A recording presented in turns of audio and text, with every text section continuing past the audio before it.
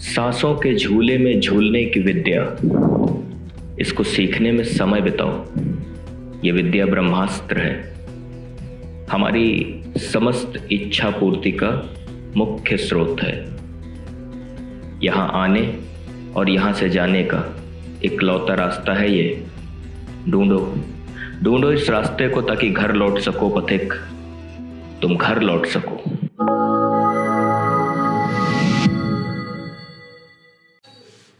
ये कुंडली ये बॉलीवुड के स्टार सिंगर हैं श्रेया घोषाल। अच्छा। उनकी कुंडली पड़ी है। ये बहुत सारे लोगों के मैसेज हमारे पास पड़े थे। तो श्रेया घोषाल बॉलीवुड की प्लेबैक सिंगर हैं। श्रेया घोषाल बॉलीवुड की गायक हैं। चलो, श्रेया घोषाल की जन्म कुंडली मिथुन लग्न है और मिथुन ही राशि है। तो सबसे पहले आयु की गणना कर लेते हैं। लग्नेश बुध गया द्वि स्वभाव में, अष्टमेश का शनि चर में गया, ये अल्पायु हो गई। लग्न द्वि स्वभाव में, चंद्रमा द्वि स्वभाव में, मध्य आयु हो गई। शनि चर में है, चंद्रमा दो स्वभाव में है, ये भी अल्पायु हो गई। दो तरह से अल्पायु का कालखंड है, लेकिन इसमें आयु का कालखंड बढ़ेगा। इस कारण यह है कि लग्नेश बुध दसम घर में राजयोग बनाएगा, है ना। ये यहाँ पे है तो नीच का, लेकिन लग्नेश दसम घर में है, बहुत बड़ा राजयोग माना जाता है। तो ये आयु का कालखंड एक बढ़ा देगा, तो मध्य आयु के कालखंड में जन्म कुंडली आ जाएगी। 38 की है। हाँ, तो श्रेया घोषाल की जन्म कुंडली मध्य आयु के कालखंड में है। अब इसमें राजयोग देखे जाए। लग्नेश दसम घर में आया, बुध मीन में नीच का बैठा है, लेकिन ये बहुत बड़ा राजयोग है। तो लग्नेश दसम में नीच का है, लेकिन ये एक राजयोग देगा। ये पंचमें शुक्र इनका बैठा भाग्य भाव में, ये कोई राजयोग यह नहीं बनाएगा। नवमेश इनका शनि बैठा पंचम घर में उच्च का, ये भी कोई राजयोग नहीं देगा। चतुर्थेश का बुध अपने से साथ में आ गया, चौथे घर को ये बलवान करेगा उच्च की दृष्टि डाल करके। सप्तमेश का गुरु सप्तम में बैठा, कोई राजयोग नहीं देगा। दशमेश का गुरु सातवें घर में आया, ये भी कोई राजयोग नहीं देगा। तो मुख्य रूप से एक ही राजयोग ये यहाँ पे ये दिख रहा। सूर्य तीसरे घर का मालिक है, यहाँ भाग्य भाव बैठा, ये भी कोई राजयोग नहीं देगा। शुक्र 12वें पांचवें घर का फल करेगा, यहाँ बैठा है भाग्य भाव में, ये भी कोई राजयोग नहीं देगा। तो एक ही राजयोग है जो लग्नेश दशम में आया। बाकी धन भाव का मालिक चंद्रमा लग्न में आ गया, वो ठीक है स्थिति, है ना। ये स्थिति यहाँ पर इस जन्म कुंडली की। तो एक राजयोग इसमें है, लग्नेश दशम में बुध। करियर जरा देखेंगे। हाँ, अब इनका धन भाव देखो। धन भाव का मालिक चंद्रमा मिथुन लग्न में ही बैठ गया, तो ये धन की स्थिति मजबूत करेगा, क्योंकि है तो ये नीचा विलासी है ना। वृश्चिक इसकी नीच राशि है, 5 राशि पीछे बैठा, लेकिन अपनी उच्च राशि वृषभ से एक ही राशि आगे है, तो धन भाव को ये बलवान करेगा। और करियर देखो, तो करियर का मालिक गुरु इनका 7वें घर में बैठा है ना। तो ये भी ठीक स्थिति है, और करियर में ही इनके राजयोग बन रहा है बुध का, है ना। तो करियर थोड़ा उतार चढ़ाव रहेगा, लेकिन बाकी ठीक है, बाकी कोई समस्या नहीं करियर से संबंधित। पति का भाव देखो, तो सप्तम घर में बैठा है, और चंद्रमा से 7वें है, गुरु गज केसरी योग बना रहा है इनके लिए भी। अच्छा, गज केसरी योग इनके लिए भी बनाएगा, इनके पति के लिए भी बनाएगा, है ना। तो एक तो इनको गज केसरी योग मिलेगा, है ना। वो कोई राजयोग नहीं माना जाता, लेकिन वो एक योग है, अच्छा योग बनता है। और लग्नेश दशम में एक राजयोग है, तो एक गज केसरी योग हो गया इनके पास, 2 स्थितियां हो गई। पति की स्थिति बढ़िया है, सुंदर है, कहीं पर कोई समस्या नहीं दिखती हमें, है ना, क्योंकि पति का लग्न का मालिक लग्न में ही बैठा है पति के। संतान भाव को देखो, तो इसका मालिक शुक्र भाग्य भाव में आ गया, संतानें इनकी भाग्यशाली होंगी, इसमें कोई संदेह नहीं है ना, क्योंकि इनका भाग्य संतान के घर में उच्च का आ गया, है ना। तो इनके अपने कर्मों के कारण इनकी संतानें का भाग्य बढ़िया बनेगा। संतानें इनकी भाग्यशाली होंगी, वहाँ पे कोई समस्या नहीं दिखती इनको। इस तरह की स्थिति है ना। भूमि भवन वाहन की जहाँ तक बात है तो चौथे घर का मालिक बुध बैठा यहाँ नीच का दसम घर में, और ये चौथे घर पे पूरी दृष्टि डाल रहा है ना। हाँ, अब बुध दसम घर में नीच का बैठा क्या करेगा, क्या थोड़ी हम अंदर की बात बताते हैं जो कोई नहीं जानता। क्या करेगा पैसे के मामले में, है ना, ये कभी रियायत नहीं करती होंगी। नहीं, हाँ, ये तो हम इंटरव्यूज में सुने। हाँ, मतलब आप अगर इनको पेमेंट नहीं मिली, हाँ, और एडवांस नहीं मिली, गाना नहीं गाएंगी। हाँ, ये तो हमने इंटरव्यूज में खूब सुना है। इसका कारण बुध की स्थिति है। अच्छा, जो बुध नीच का बैठा दसम घर में, हाँ, यानी कि कार्य क्षेत्र में, हाँ, वो एक एक पैसे का हिसाब रखती है। ये बात, तो ये स्थिति है। अच्छा, अब रोग की जरा स्थिति देखो। रोग का मालिक छठे घर में मंगल बैठा तो है, यहाँ केतु के साथ बैठा है, लेकिन ये राहु से दृष्ट है। राहु की यहाँ पे दृष्टि आ रही है छठे घर पे, है ना। ये समस्या खड़ी करेगा। वो वही है जो दो तरह से अल्पायु दिखाता ना, वो ये राहु मंगल का जो कॉम्बिनेशन बन रहा रोग के घर पे, इसका मतलब है कि इनको बचपन में ही कोई न कोई शारीरिक समस्या रही होगी, आई रही होगी। अच्छा। एक आध बार, है ना, जिसमें बहुत ज्यादा समस्या रही होगी। कोई ऐसा रोग हुआ हो या कहीं कोई चोट लगी हो। दो ही कारण होते हैं इस तरह के। तो ये स्थिति है, और इनके साथ इनको शरीर से थोड़ा कष्ट मिलता रहेगा, है ना। शरीर से इनको यदा कदा परेशानी रहेगी। हाँ, वो रहती है। हाँ, और खास करके परेशानी कहाँ रहेगी, मंगल पे राहु की दृष्टि आ रही है ना। अब मंगल को अगर हम मानते हैं तो मंगल को सबसे जो मुख्य, एक तो छठे घर पर है, अंतड़ियों में, हाथों में शिकायत हो सकती है, रह सकती है। मंगल को लीवर का कारक माना जाता है, वहां पे शिकायत हो सकती है। मंगल को मांसपेशियों का कारक माना जाता है। अच्छा, मांसपेशियों में जिनके दर्द होता है, या मांसपेशियां पतली होती हैं या मोटी हो जाती हैं, है ना, उनको मंगल कहीं न कहीं उनका राहु से या शनि से पीड़ित होगा, तभी ऐसा होगा। और राहु मंगल का जब कॉम्बिनेशन बनता है किसी भी लग्न पे, और खासकर रोग के घर पे, तो एक चीज और करता है, वो शरीर में सिरदर्द की शिकायत भी दे सकता है। अच्छा, कभी कभार, है ना। ब्लड से रिलेशन भी है इसका। मंगल का ब्लड से भी रिलेशन माना जाता है। रक्त से संबंधित परेशानियां हो सकती हैं। ये जो कोई कुंडलियों में जो वो होता है ब्लड का कैंसर, जो उसको बोलते हैं, ब्लड कैंसर में वो दूसरी स्थिति, उसमें चंद्रमा भी इंक्लूड होना चाहिए। चंद्रमा भी, हाँ, राहु मंगल चंद्रमा तीनों ग्रह जब कंबाइन करेंगे, हाँ, और खष्ठेश के साथ कंबाइन करेंगे, रोग के मालिक के साथ, तो जाकर के ब्लड कैंसर की स्थिति बनेगी। हाँ, इसमें क्या होगा कि फोड़े फुंसी जैसी स्थिति हो सकती है। हाँ, या जिनको पित्ती निकलती है, क्योंकि मंगल छठे घर में, रोग के घर में राहु से पीड़ित है, तो पित्त प्रकृति होती। अच्छा, ऐसे लोगों की, तो पित्त से संबंधित रोग लोगों को होने की संभावना बनती है। एसिडिटी वगैरह। हाँ, एसिडिटी, और वो एसिडिटी ब्लड में भी निकल जाती है। हाँ, वो चीज। बाकी हमारे, अच्छा, इसमें एक चीज बताइए, चतुर्थेश नीच में तो हृदय से संबंधित प्रॉब्लम हो सकती है।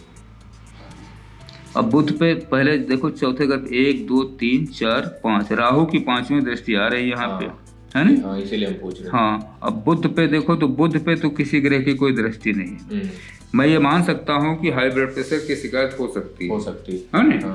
बाकी और हृदय में कोई बड़ी रोग की स्थिति रहती है। अच्छा, डायरेक्ट अगर कौन से वो योग हैं जिनकी वजह से एक बार में एस्ट्रोलॉजर देख के ये पता लगा सकता है कि ये हार्ट अटैक की कुंडली है? चौथा घर, और राहु मंगल, दो ही ग्रह इसके कारक बनते हैं। अच्छा, चौथे घर में राहु मंगल एक साथ बैठ जाए तो हार्ट अटैक निश्चित रूप से होगा। अच्छा, बिल्कुल गारंटेड है, होगा, उसको कोई रोक नहीं सकता, है ना। और उनकी अगर आयु दीर्घ है हाँ तो वो उससे बच जाएगा। अच्छा, अगर आयु क्षीण है, हाँ, अल्पायु या मध्यायु में है तो निपट जाएगा, तो मृत्यु हो जाएगी हार्ट अटैक में। राहु मंगल 2 कारक होते हैं, चतुर्थेश के साथ कंबाइंड हो जाए, हाँ, है नी, हाँ, चौथे घर में बैठ जाएं, हाँ, खास करके हार्ट अटैक जिनको सीवियर हार्ट अटैक होता है, एक ही बार में डेथ हो जाती है, हाँ, हाँ, वो चौथे घर में ही राहु मंगल अगर बैठा हो हाँ, तो ये मान लेना चाहिए अच्छा, कि हमको शरीर से बहुत सावधान रहना है, बहुत सावधान, खान पान में, हर चीज में, नहीं तो वो अटैक दे देगा खट से।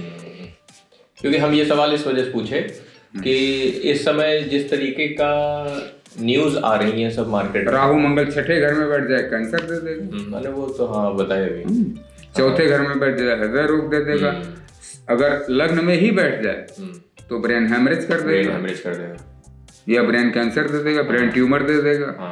हर भाव के अलग अलग अंग हैं, उनके अनुसार ये राहु मंगल का कॉम्बिनेशन सबसे डेंजरस मैं मानता हूँ इसको, खतरनाक ज्योतिष शास्त्र में। ये इतने मतलब देते हैं कि ये कभी बता के नहीं कुछ करते नहीं। एक जन्म कुंडली मैंने देखी थी एक सज्जन की, वो बैंक मैनेजर थे। अच्छा अच्छा, याद है हमको। हाँ। वो मेरे चैनल पे नहीं है, वो नहीं चैनल में नहीं हो तो हम लोग छोटे थे तो हाँ, वो बहुत पहले की बात है, बैंक मैनेजर थे। तो उनका लड़का आया था तो उसने अपने पापा की जन्म कुंडली दिखाई, तो मैंने देखा जन्म कुंडली, तो हमारी आदत है सही सही बताने की, तो मैंने उनके लड़के से बता दिया। हमने कहा तुम्हारे पापा को किसी डॉक्टर को दिखाना, पापा से कह देना किसी डॉक्टर को दिखाएं और हार्ट वाले स्पेशलिस्ट को दिखाएं, क्योंकि इनको हार्ट की प्रॉब्लम है। तो कहीं पापा तो ठीक ठाक है, उनको तो कोई प्रॉब्लम नहीं दिखती है, हमें दिखने में ठीक लग रहा है, और वो डॉक्टर के यहाँ जाते भी नहीं इस तरह से। तो हमने कहा अच्छा मेरी सलाह मान करके अपने पापा से कह देना कि एक बार डॉक्टर के पास चले जाएं, चेक करा लें, हैं? क्योंकि हमने देखा कि महादशा अंतरदशा भी आ रही है अटैक की। उनके पापा जो भी बात रही हो, भगवान की इच्छा रही हो, सलाह मान गए तो चले गए डॉक्टर के पास, हार्ट स्पेशलिस्ट के पास। उसने जब उनका वो लिया ECG तो वो चौंक गया। उसने कहा मानवर अगर आप एक दिन लेट कर देते तो आपको सीवियर हार्ट अटैक होने जा रहा था। तो वो एकदम से दंग हो गए, कहीं अभी तक तो हमें कोई शिकायत नहीं थी। वो इंटरनली चीज बन रही है, इंटरनली चीज बन रही थी, वो एकदम से विस्फोट करती, जैसे राहु मंगल चौथे घर में बैठा हो तो पहले से कुछ नहीं पता चला, एकदम अचानक से हार्ट अटैक देगा। राहु मंगल छठे घर में बैठा हो, पहले से कैंसर डिसाइड नहीं होगा, है बिल्कुल सही बात, डायग्नोस नहीं होगा, अचानक कैंसर दे देगा। तो ये सारी चीजें, इसीलिए हमको लगता है कि ये जो एस्ट्रोलॉजी है, ज्योतिष विज्ञान, इसका विशेष रूप से सहारा लेना चाहिए हर इंसान को। दरअसल हमने क्या किया कि सन 2000 में जब हमने इसको पढ़ा तो 22 साल हो गए, तो हमने 10,000 कुंडलियों का अध्ययन किया, वो चीजें जो है सब क्लियर हो गई, चेक किया कि किस शरीर के किस अंग में क्या कौन सा ग्रह क्या काम करेगा। तो रोगों में हमारी विशेष रुचि थी, तो हमने देखा कि ये कॉम्बिनेशन कौन कौन कैसा कैसा काम करेगा। तो सबसे खतरनाक मैं अगर कॉम्बिनेशन मानता हूँ तो राहु मंगल का, दो ग्रहों का सबसे ज्यादा खतरनाक है ज्योतिष शास्त्र के अंदर। तो अच्छा, इसमें कुंडली में एक चीज बनेगी क्या? गुरु जो है केंद्राधिपति दोष है इसमें?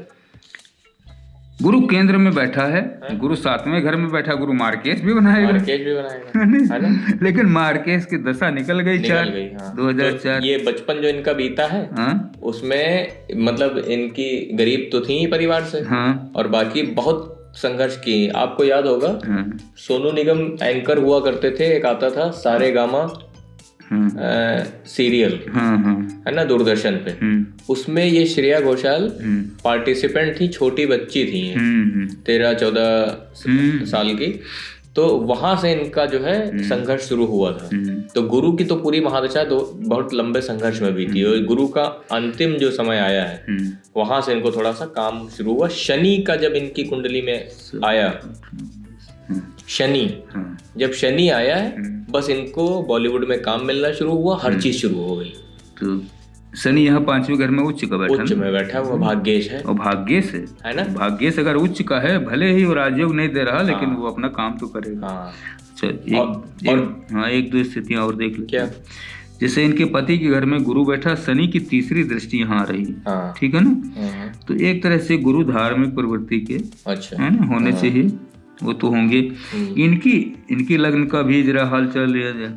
चंद्रमा लग्न में बैठा और मंगल की 8वीं दृष्टि यहाँ आ रही इस चंद्रमा पे, है ना। गुरु की भी जा रही है दृष्टि 7वीं। ये चंद्र मंगल का ये जो कॉम्बिनेशन यहाँ बना रहा है, मंगल की नीचाभिलाषी दृष्टि, ये मंगल चंद्रमा को क्या करेगा कि कभी कभार डिप्रेस करेगा मन को, है ना।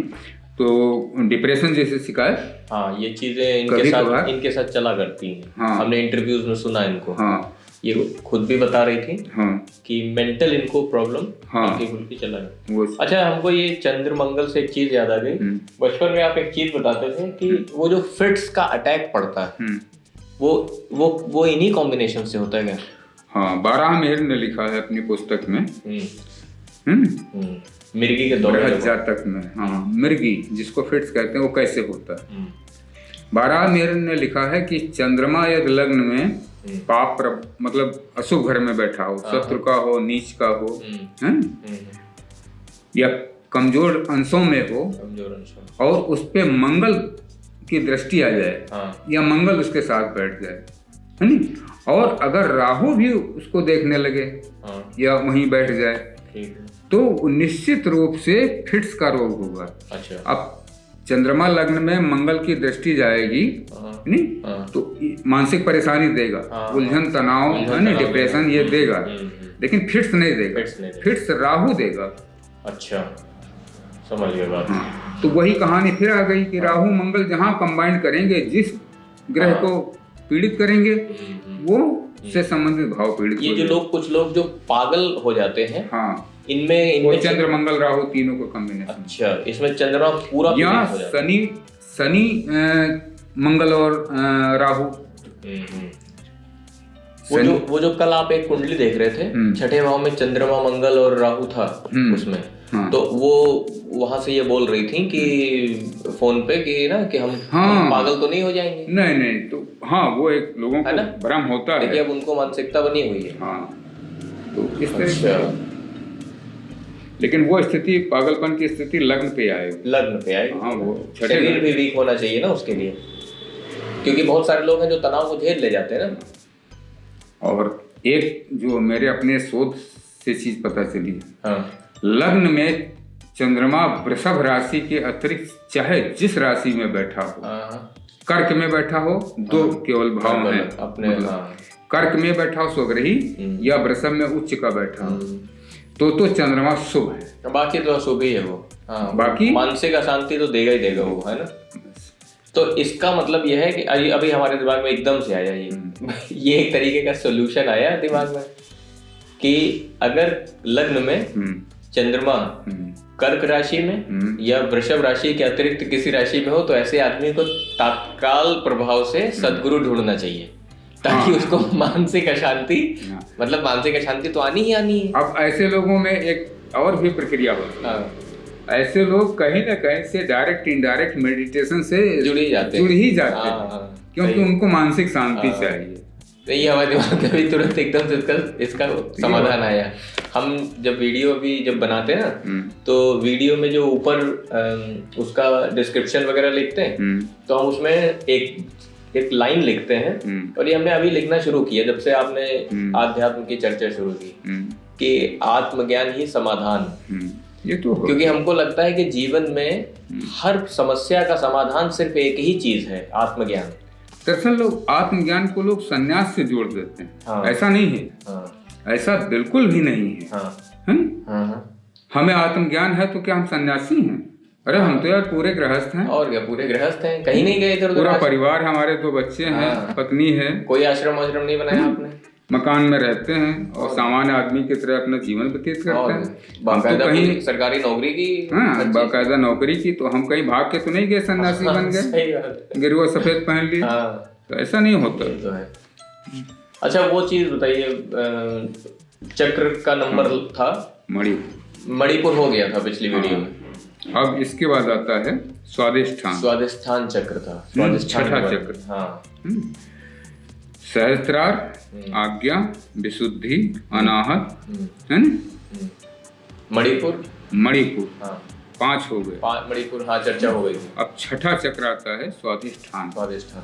स्वादिष्ठान चक्र का स्थान होता है लिंग का ऊपरी हिस्सा और नाभि के मध्य का जो बिंदु होता है, अच्छा, उसको वहां पे स्वादिष्ठान चक्र कहते हैं। अच्छा।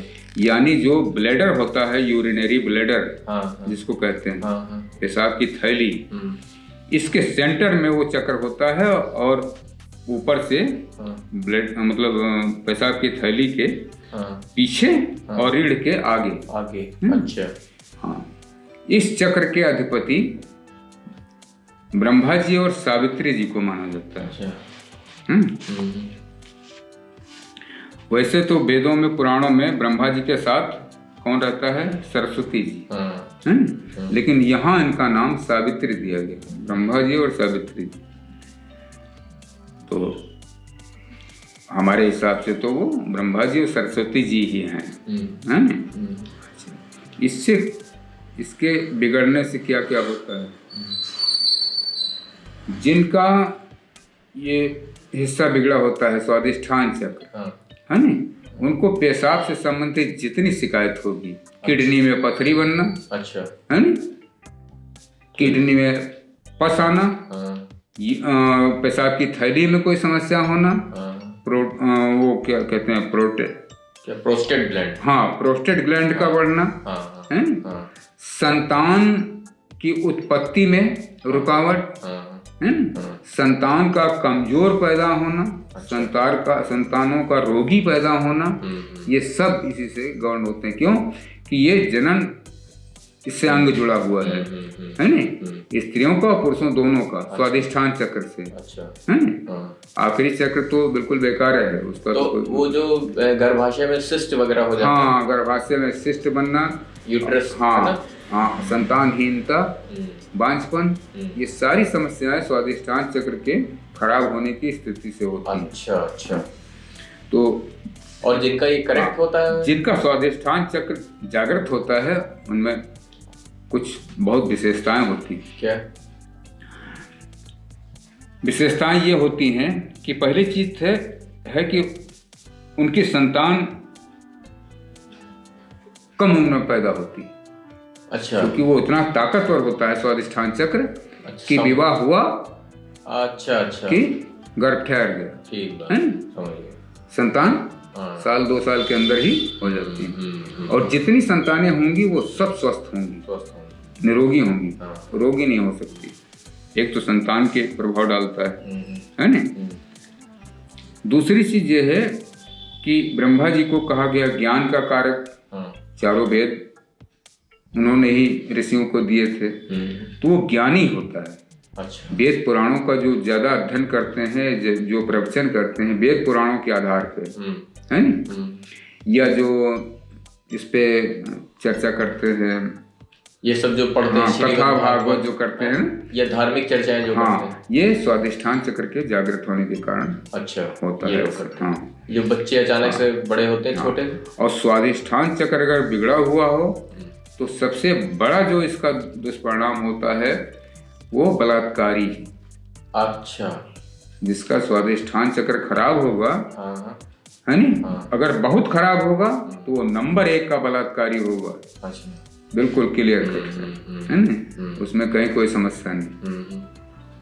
और ये जितना ही अच्छा होगा स्वादिष्ठान चक्र, उतना ही आदमी नहीं ब्रह्मचर्य का पालन करने वाला हो, यानी कि वो अपनी पत्नी के अतिरिक्त दूसरे में उसकी आसक्ति बिल्कुल भी नहीं हो सकती, जिसका स्वादिष्ठान चक्र शुद्ध होगा। कहानी में जैसे श्री राम को कहा, हाँ, भगवान, अरे वो तो भगवान, उनकी क्या बात है, आम आदमी की हम बात करते हैं। वो तो खैर आत्मज्ञानी थे, तो हाँ, तो सारे चक्र एक्टिवेट। हाँ, तो ये है स्वादिष्ठान चक्र की कहानी। तो इसका मतलब है स्वादिष्ठान चक्र जिनका उन्नत होगा, जागृत होगा, तो वो फिर प्रजनन शक्ति उनकी ज्यादा होती है, स्पर्म काउंटिंग अच्छी होती है, और ऐसे पुरुष का स्त्री के प्रति विचार अच्छा होगा। विचार अच्छा होगा। अच्छा, स्त्रियों की जो क्षमता होगी यूट्रस की, वो ताकतवर होगी, यूट्रस ताकतवर होंगे, उनको सर्जरी की जरूरत नहीं पड़ेगी। अच्छा, वो जो आजकल जो सिजेरियन बच्चे पैदा करा लेते हैं, हो जाते हैं, हाँ, ये सब स्वादिष्ठान चक्र के बिगड़ने के होने की वजह से। अच्छा, जैसे अब ये मान लीजिए, जैसे ये तो समस्या इस समय पूरे विश्व की समस्या है, सिजेरियन वाली। हाँ, क्योंकि हम सिजेरियन डिलीवरी को समस्या मानते हैं। सिजेरियन डिलीवरी कोई नॉर्मल चीज नहीं है, बिल्कुल नहीं। पूरी प्रकृति में इंसान अकेला है कि जो सिजेरियन करा के बच्चे पैदा करता है ना, और इसका पूरा व्यापार चल रहा है। तो आपके हिसाब से स्वादिष्ठान चक्र को सही करने के तरीके हैं क्या शास्त्रों में? हाँ। बताइएगा। नहीं बताइएगा इस वजह से नहीं क्योंकि ये कोई यूनिवर्सल चीज है नहीं। हाँ। जिसकी कुंडली होगी उसकी कुंडली के हिसाब से। लेकिन हम सवाल हमारा ये है, क्या है ऐसे? बिल्कुल है। और ज्योतिषीय आधार पे बिल्कुल, अच्छा, उनको सही किया जा सकता है। अब एक चीज और बताइए कि 2 किडनी होती हैं और ये स्वादिष्ठान चक्र किडनी को भी करता है।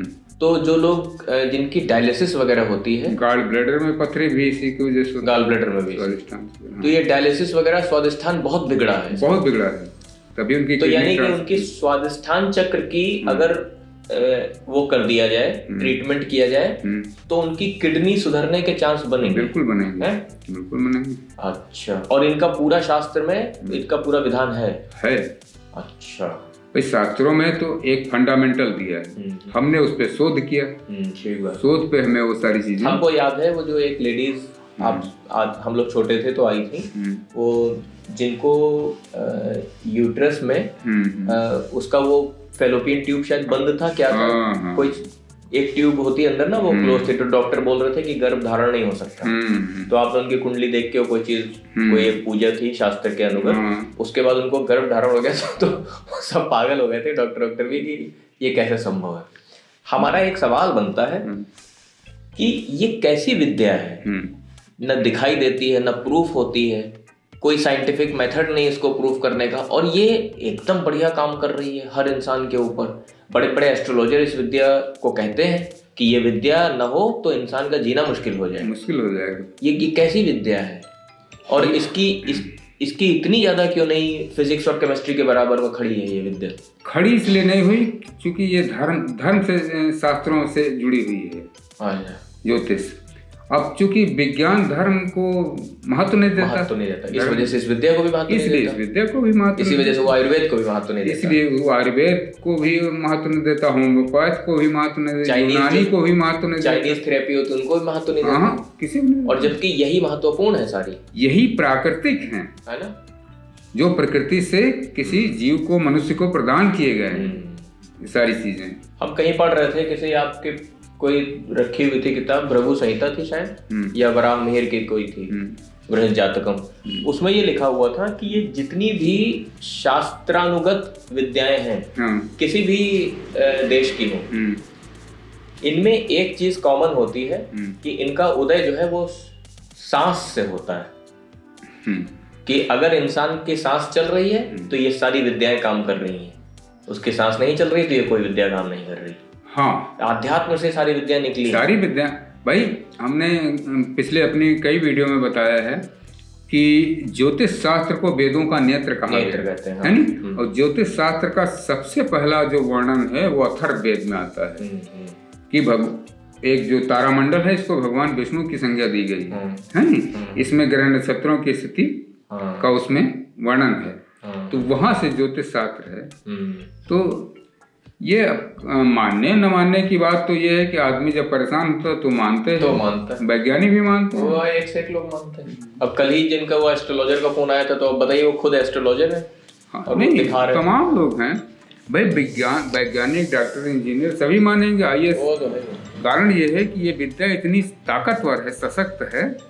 हाँ, इसमें कमी क्या रही? कमी ये रही कि इस पे जो शोध होना चाहिए, हाँ, शोध नहीं हुई इस पे। जो लोग विद्यार्थी थे वो अपना इसको बस उठाए और कमाने खाने लग गए भाई, PhD कर लिए, अपने कमाने खाने लगे। इस पे अगर शोध करते, शोध नहीं किए ना, तो इसमें बहुत जैसे मैंने शोध किए, तभी तो सब चीजें सैकड़ों शोध किए। हाँ। तो ये जो मैं बीच बीच में सूत्र बता देता हूँ कि देखो ये चीज ऐसे है, तो वो मेरे शोध का विषय है, मैंने प्रैक्टिकल करके देखा, प्रयोग करके।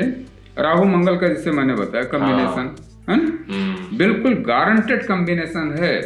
कोई भी अपनी जन्म कुंडली उठा करके देख ले, है ना, दीर्घायु है तो अटैक तो आएगा, लेकिन आयु नष्ट नहीं होगी, मौत नहीं होगी। और अगर आयु कमजोर है जरा भी तो मार डालेगा। तो इस तरह की चीजें। अब जो लोग कैंसर में बच जाते हैं वो छठे, सीधी सी बात है कि आयु उनकी दीर्घ है, ठीक है ना, तो वो कैंसर में थेरेपी करके बच जाते हैं। ये भी देखो काम कमाल। 30 हम जानते हैं पर्सनली। अगर आयु जरा भी कमजोर हो तो मार डालेगा कैंसर। 30 कीमोथेरेपी हुई, वो कुंडली दिखाए थे, बच गई, उनकी कुंडली में दीर्घायु थी। अब डॉक्टर कह रहा है कि तुम 6 महीने के मेहमान हो, लेकिन वो बचे हुए हैं अपना। भाई डॉक्टर का अपना काम है। हाँ, उनकी अपनी साइंस है, उसकी लिमिटेशन भी है ना। मेडिकल साइंस को तो हम लिमिटेड साइंस मानते हैं। भाई विज्ञान की सीमा है, ज्ञान अनंत है, क्योंकि ज्ञान परमात्मा जी से जुड़ा हुआ है। सही बात है। उन्हीं के द्वारा प्रदान किया गया है। तो ज्ञान तो अनंत है। और विज्ञान भी कहाँ से आया? ज्ञान से ही तो आया तो सब आत्मज्ञान से ही। जीरो का मान, पाई का मान, अंकों का मान सब भारत के ऋषियों ने ही तो प्रदान किया। संसार में किसने दिया? ये तो है। तो अच्छा, इसमें एक चीज बताइए, इसमें ये श्रेया घोषाल की कुंडली में बुध की महादशा आएगी 2023 से 40 चलेगी। ये राजयोग है। ये राजयोग है तो बढ़िया फर्स्ट क्लास काम करेगा। बहुत उन्नति होगी इसमें और ऊंचाइयां प्राप्त करेंगी अपने सिंगिंग के क्षेत्र में, है ना। काम भी खूब मिलेगा। और इस जन्म कुंडली के अनुसार ये जो राजयोग बन रहा है ये बहुत अच्छी सफलता देगा। ठीक है। तो बाकी ठीक है ना कुंडली? बाकी बढ़िया कुंडली है। तो श्रेया घोषाल की जन्म कुंडली ठीक है। ठीक। अंतर श्रृंगार की वियोग से संयोग की यात्रा में जो संचारी भाव चलता है वो अनाहत चक्र पर चोट करता है, उसे खोलकर मुक्त कर देता है। स्नायु तंत्र सजीव होकर ब्रह्मांड यानी पंचम तत्व में विलीन होने के लिए तत्पर हो जाता है। ये शरीर में यह प्रक्रिया घटित होती है वो तत्काल अशरीरी हो जाता है।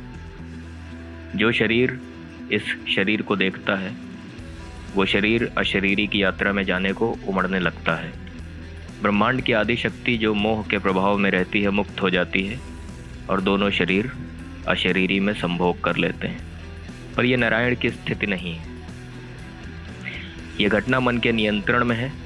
इसे ज्ञानी जान नहीं सकता, क्योंकि ज्ञानी मन के द्वारा छला हुआ एक नर या नारी है जो सुषुप्तावस्था में है। उसके जागने में बहुत समय है अभी। सच्चे गुरु का इंतजार और सच्ची मेहनत की कमी। सच्चा गुरु यदि मिल भी चुका हो फिर भी सच्ची मेहनत की कमी। गुरु सिर्फ चाबी देता है, अगर ताला खोलने की यादें